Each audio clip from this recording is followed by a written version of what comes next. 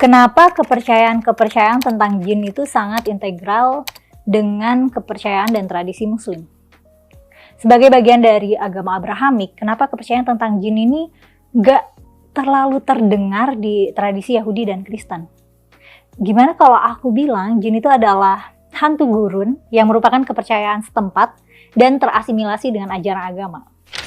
Dalam kepercayaan Islam, setan dan iblis itu juga bagian dari bangsa jin. Di surat Al-Kahfi ayat 50 dinyatakan bahwa iblis itu kana minal jinni. Iblis itu dari golongan jin.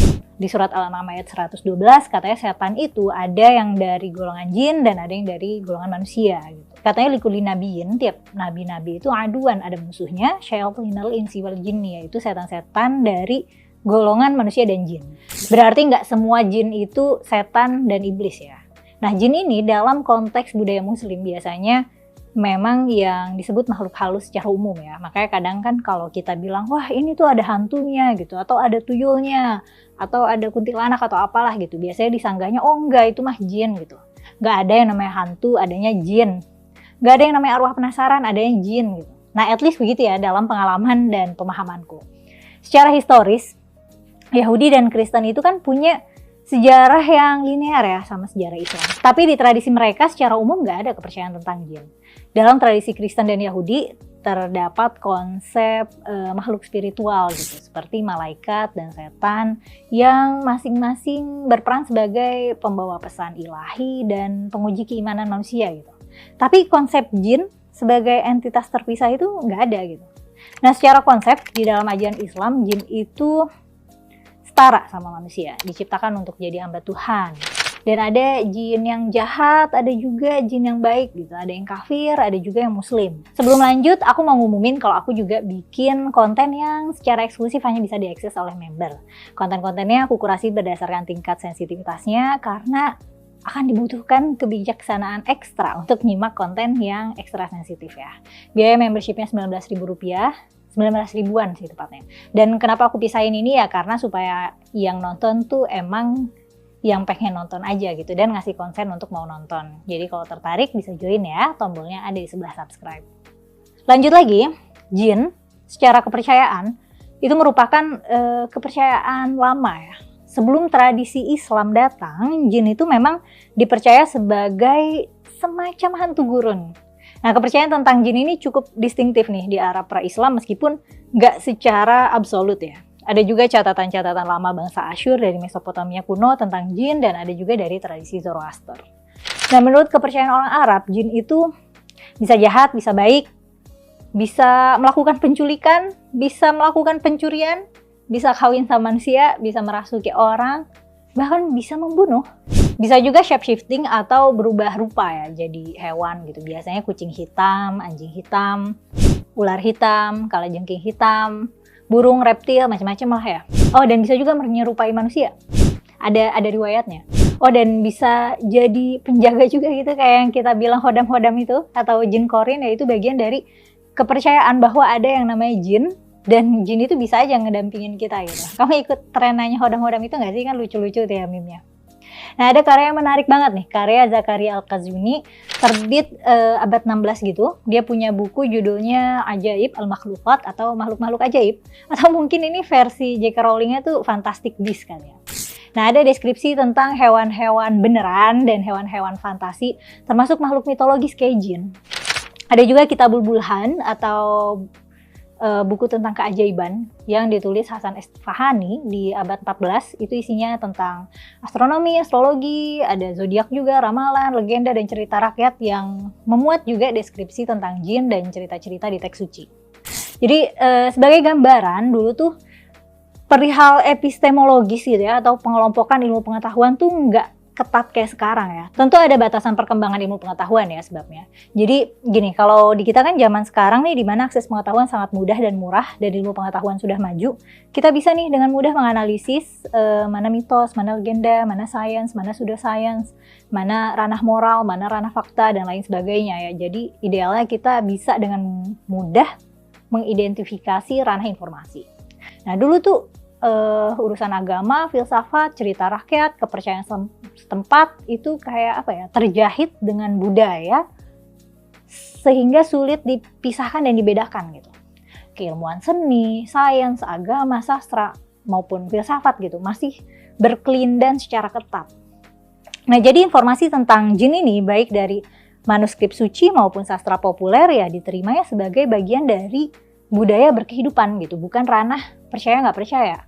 Kalau kamu warga gurun anggaplah abad 5, abad 7, abad 10 gitu, likely ya kamu akan percaya gitu karena semua orang percaya begitu. Kepercayaan tentang jin ini juga erat sama kepercayaan tentang sihir. Biasanya literatur tentang jin tuh pasti bahas tentang sihir juga.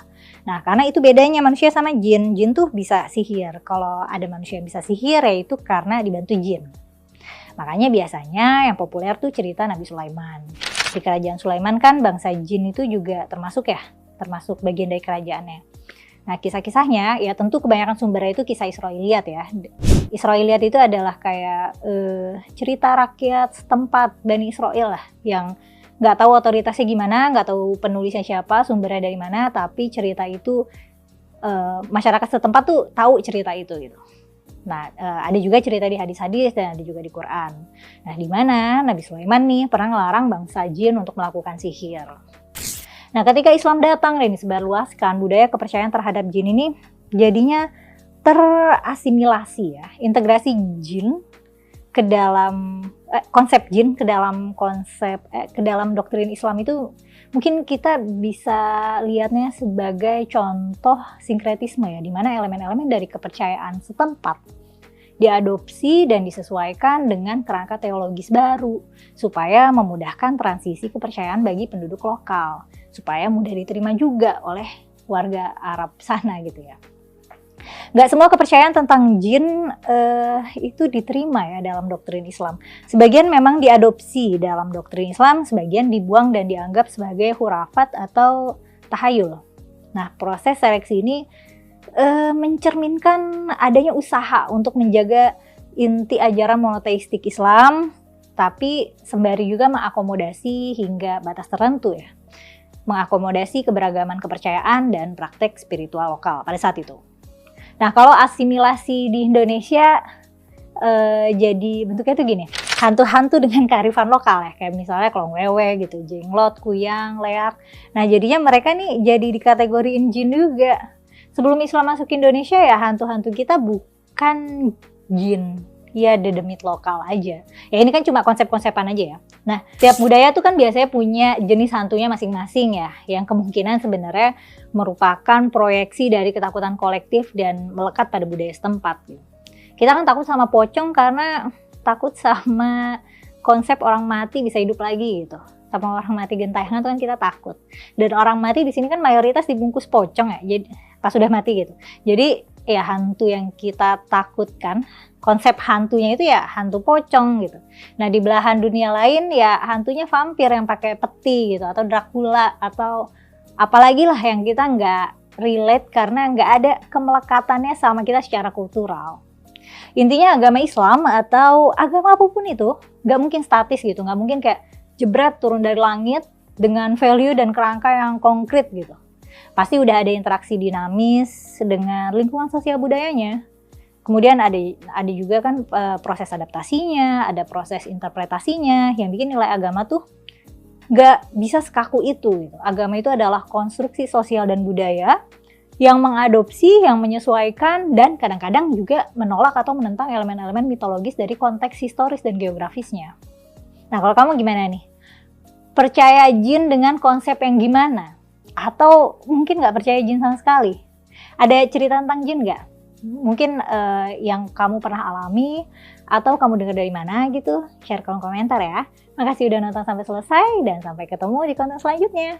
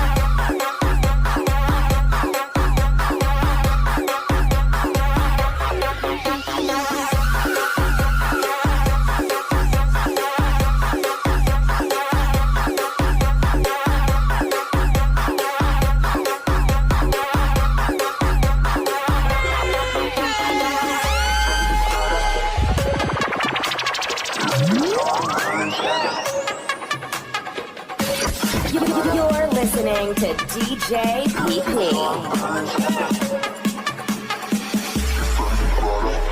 Bye.